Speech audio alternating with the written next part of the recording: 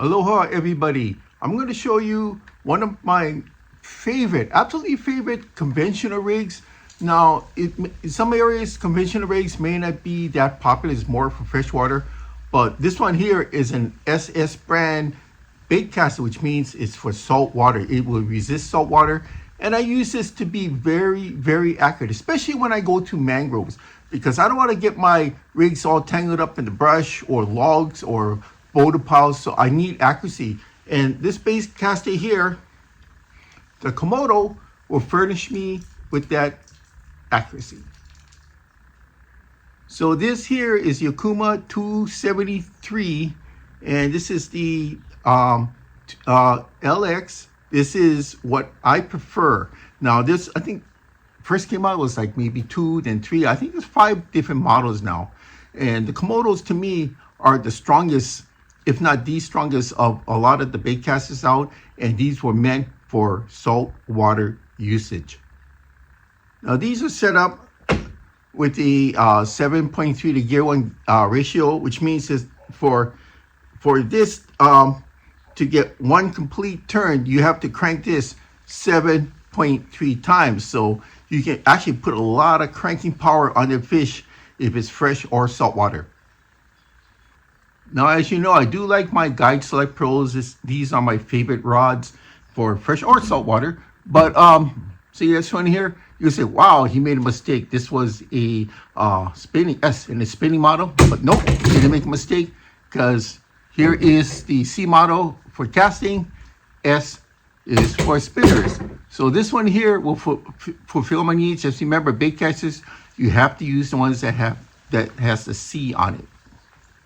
Remember, you have to use a casting model, and the C models means castings, which means your index finger goes here for stability and strength. Okay, I'm just gonna pop off the side plate. So you're gonna see here, you got 6 pins. So if you put all the pins out, you don't want that, because it means full free spin. The thing's gonna go pew, and you're gonna have a bird nest like you wouldn't believe. So you have to adjust this.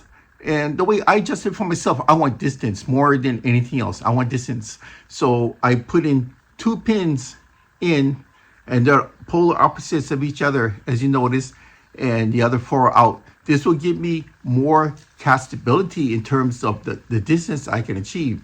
Now, if you're up in the underbrush, or you're going to go into the overhangs, you're going under the docks, you might just reverse that and go 2-4 instead of 4-2. So it's up to you and the type of habitat you're in.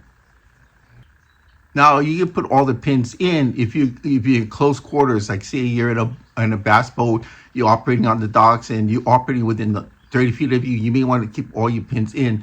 It just depends on the type of environment you're operating in.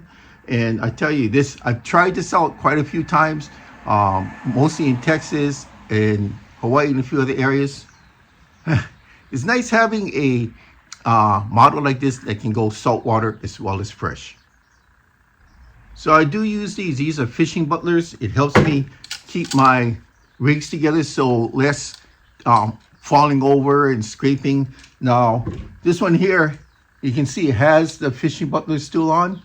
So it keeps everything nice and tidy when you're storing all your gear.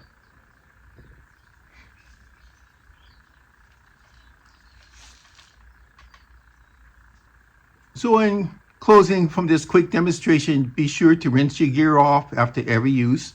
I usually hit the saltwater areas, so that's why I like to use the SS brands, which means stainless steel. So this unit here, the line, the rod, everything goes with me in a warm shower. Everything's nicely rinsed off.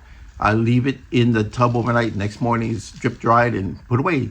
So that's my quick report of my C rod and reel usage in saltwater areas. It's also true for freshwater, of course. I hope you enjoy this.